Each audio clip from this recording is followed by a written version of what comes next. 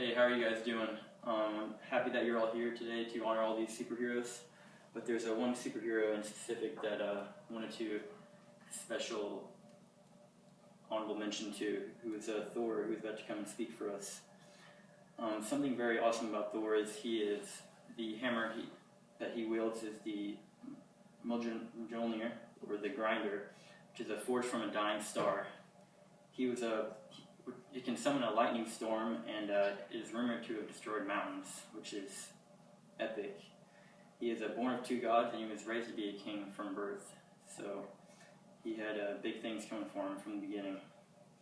And I'm sure you've all heard of him. He's done a lot of impressive things for his kingdom of Asgard. He's traveled through multiple realms, and after being a fan of Thor for my whole life, I think I'm the most qualified speaker here to tell you guys about Thor. Now, we all know it's easier to understand a person once you know a little about them, so I'll fill you guys in on Thor's beginnings. So, he was born of two gods, Gaia and Odin. He was raised and trained to be the king of Asgard from birth. He was supposed to become king after Odin's death.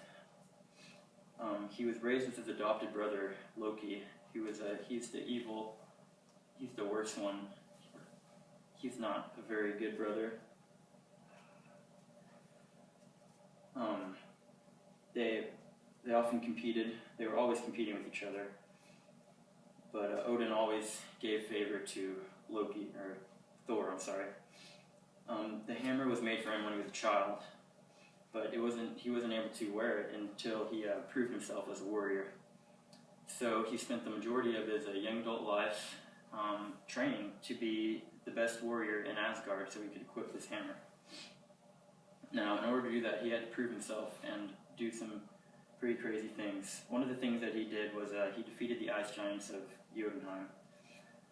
The day that Thor is supposed to take the throne of Asgard, the ice giants attack and try to reclaim their ancient artifact that Asgard has taken from them to stop them from their evil doings. During the ceremony, it is interrupted and there's tons of commotion. Thor and three of his childhood friends try to take matters into their own hand, and they go themselves to Jotunheim to confront the ice giant lord. Odin is not happy with this. He thinks it's selfish and not a good idea, and he exiles Thor to Earth. He strips him of his powers and throws his hammer onto Earth. Thor shows his determination and doesn't give up. He tries to retrieve the hammer again, but he can't do it because he hasn't proven himself again. He accepts his exile and tries to make do on Earth. He falls into a romance with a woman named Jane, who is a scholar, and with her crew of scientists, they look into the rifts that Thor travels in and tries to figure out what is causing these temporal errors. Some of Thor's friends come to Earth to try to retrieve him and convince him to come back to Asgard because it's not going good there. Like, the frost giants are trying to overthrow the kingdom and Loki is trying to seize the throne for his own. Odin has fallen to in his slumber and he is not able to defend the throne.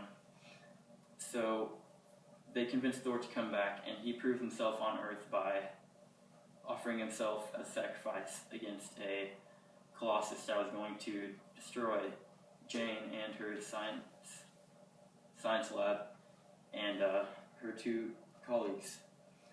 So when he does this, the hammer reactivates and it immediately seeks him. He takes the hammer and he destroys the colossus, and he is on his way back to Asgard to defeat the frost giants. Once he defeats the frost giants, he is the heir to the throne, and he is the king of Asgard. So thanks to Thor, Asgard has been saved, and the frost giants have been defeated. So after presenting all this information to you about Thor and his amazing feats, I hope you realize that Thor is indeed the bravest superhero.